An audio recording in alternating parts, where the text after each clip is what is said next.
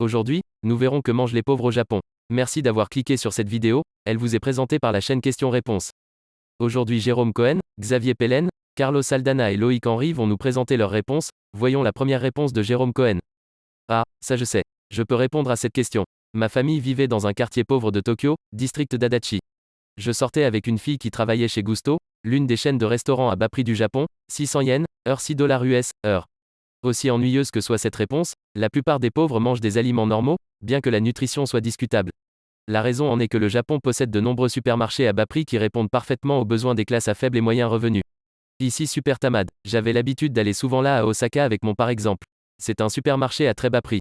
Comme n'importe quel supermarché japonais, ils vendent des aliments préemballés qui peuvent être votre déjeuner ou votre dîner. Regardez les prix de ces bentos. 198 yens, quelle bonne affaire, c'est comme 1,90 $ US pour un repas. Ils ont bon goût, j'en ai mangé un tas, même quand je n'étais pas pauvre, juste par envie d'aller à Super Tamad. Et ils ont ces ventes à 1 yen tous les jours ou si vous avez acheté plus de 1000 yens d'articles, vous pouvez obtenir un tas de choses pour 1 yen. Je me souviens que mon ex disait que quand elle travaillait chez Gusto, elle achetait de la nourriture ou des ingrédients de chez Gusto. Si son budget était très serré, elle achèterait du tofu et le mangerait pendant une semaine. 600 yens, heure, ça fait 4800 yens, jour. 4100 yens, jour après déduction. C'est le niveau le plus bas qu'on puisse atteindre au Japon à l'époque, et même cela vous permettrait d'acheter de la nourriture comme celle-ci tous les jours et de vous nourrir à pleine capacité. Cela dit, certains fruits et légumes peuvent être chers et inabordables pour les personnes à faible revenu.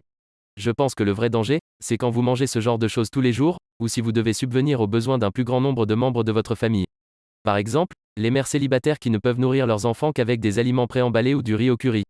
Ce n'est évidemment pas bon pour le développement d'un enfant et je pense que vous considéreriez cela comme un type de pauvreté silencieuse.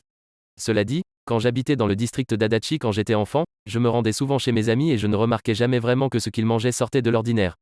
Vous en pensez quoi? On va continuer avec la réponse de Xavier Pellen. Disons simplement que sur ce point c'est mieux d'être pauvre au Japon qu'en France. Au Japon, pour l'équivalent de 4 € par jour tu commences à trouver des repas corrects, quant à ce prix-là en France ton alimentation sera déplorable. La réponse suivante est de Carlos Saldana. Il n'y a pas de pauvres là-bas. Nous continuons avec la réponse de Loïc Henry. Il ne se passe pas une semaine sans que je ne me fasse un tamago kake gohan au petit déjeuner. Je varie pas mal, des fois je rajoute de la ciboule et des algues, des fois du lard. C'est vraiment copieux et super rapide à faire. Une fois par mois, pas plus souvent parce que j'achète peu de viande, je me fais aussi du gyudon. C'est un peu plus compliqué à faire, mais c'est vraiment un plaisir particulier.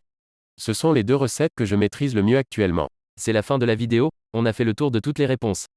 J'espère que la vidéo vous a plu, si c'est le cas vous pouvez vous abonner et activer la cloche pour rater aucune vidéo. Pensez aussi à laisser un like. La vidéo est terminée, vous pouvez continuer de discuter de cette question en commentaire, ou trouver une autre question qui vous intéresse. À la prochaine.